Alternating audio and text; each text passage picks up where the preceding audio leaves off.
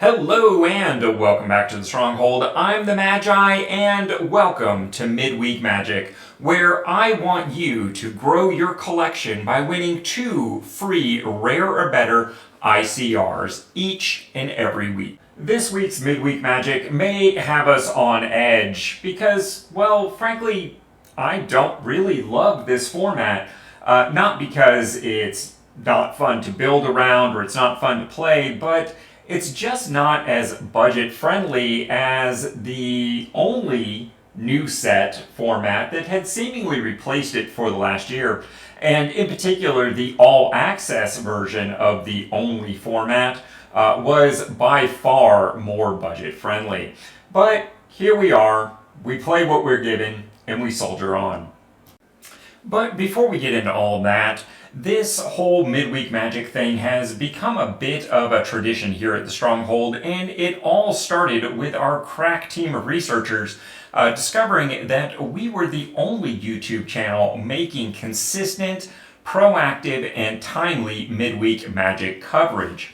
And here we are years later, and it appears that we're still the only ones out there doing it for the budget community. So be sure to subscribe to the Planeswalker Stronghold so that we can be here for you every chance we get. Now, what were we talking about? Oh yeah, right. So for those that aren't familiar with this format that we haven't seen in a little while, On the Edge is building an otherwise standard legal deck with the caveat that you're restricted to using only the 3 most recent standard legal sets. So for this time around, we'll be considering Foundations, Aetherhub, and Tarkir Dragonstrom. So let's run these sets down as options, and obviously Foundations is by far the easiest. In fact, there's almost no prep that you need to do with this because every single one of your starter decks is now 100% Foundations, meaning you can just pick up one of those decks and run with it. Although I would recommend making some changes to the mana base. Playing 9 tap tempo lands is a lot. And that brings us to Aetherhub. And listen, if you really like this set, if you went hard on it, if you found archetypes that you enjoy playing, I'm not here to tell you you're wrong. Play what you like to play what you have, and enjoy it.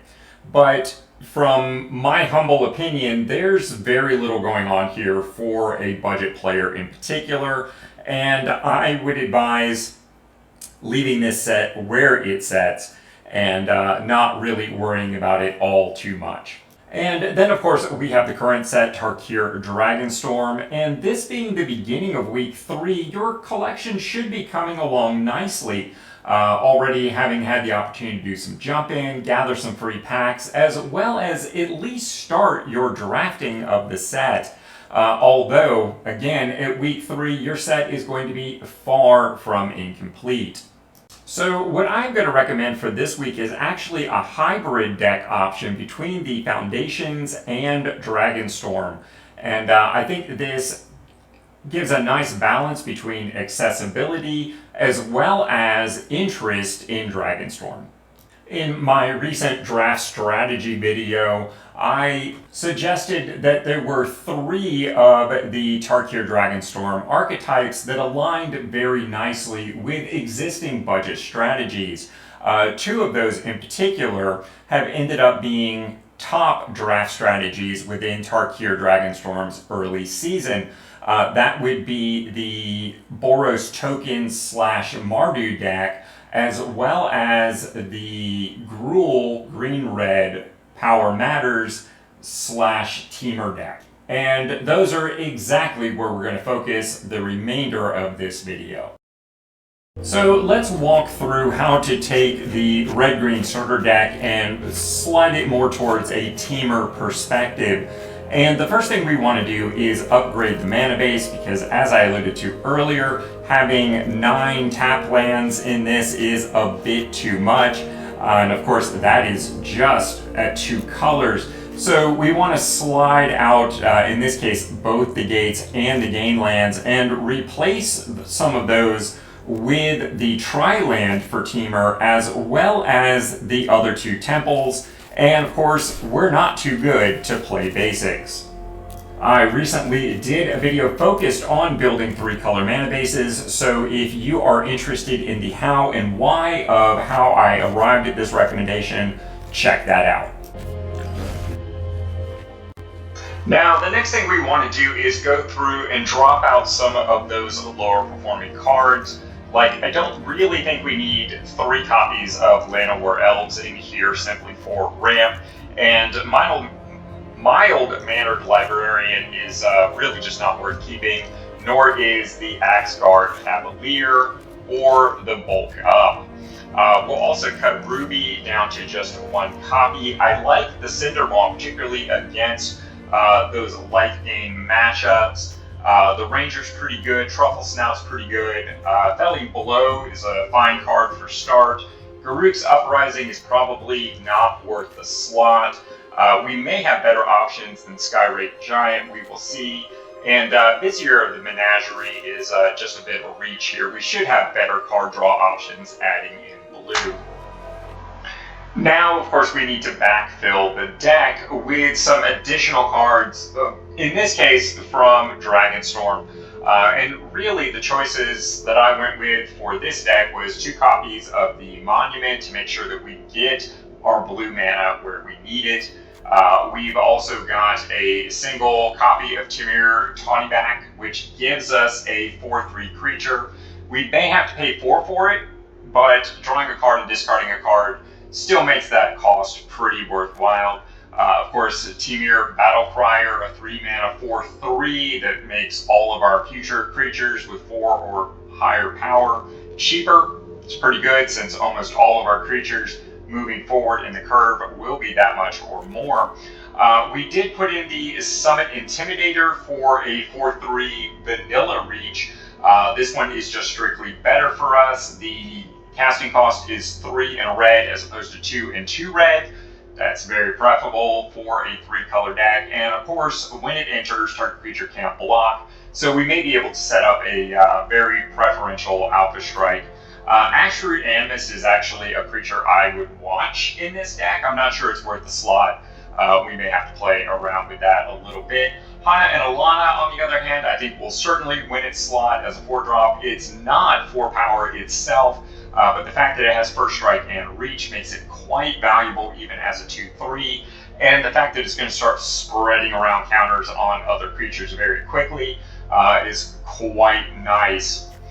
From there, we've got 2 copies of the Wilding. The Sorcery Roost Seek allows us to do even more fixing, and then of course a 5 mana 3/3 dragon coming down in the late game that also gives us 3 life on ETB, pretty valuable. I think anybody who's played Limited has seen the potential power of Mammoth Bellows. For 2 in Temur, create a 5/5 green elephant creature token, and it harmonizes, so you can cast that again for the graveyard, potentially at a discounted cost for tapping a creature. And then, of course, we've got the bomb uncommon of the set, the Guardian Dragon. This is a 3 and Temur. Don't forget, we have ways of discounting or ramping into that.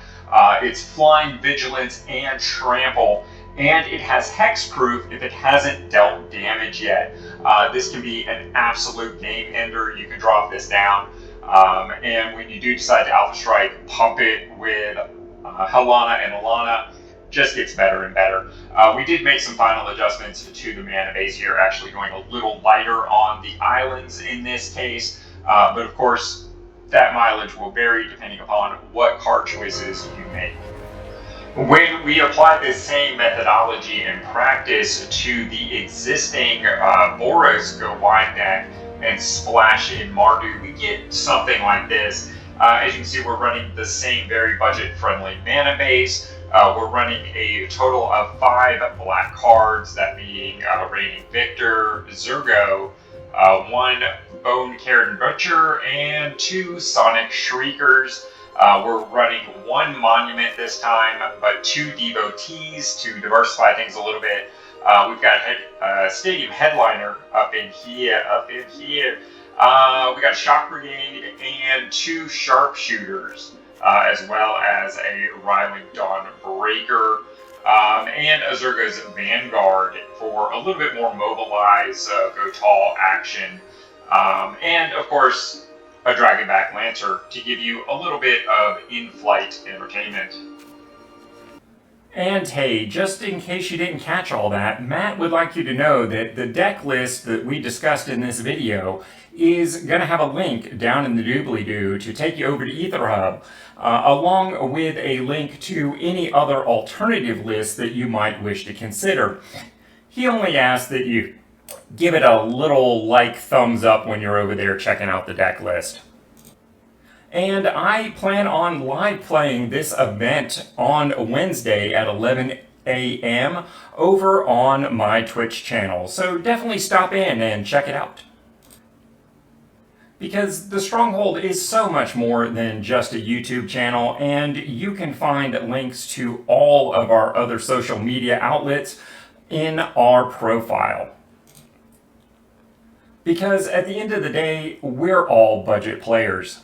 And as a community, we're stronger together. So like, comment, subscribe, follow, do all those things to show a little love. It's appreciated more than you know.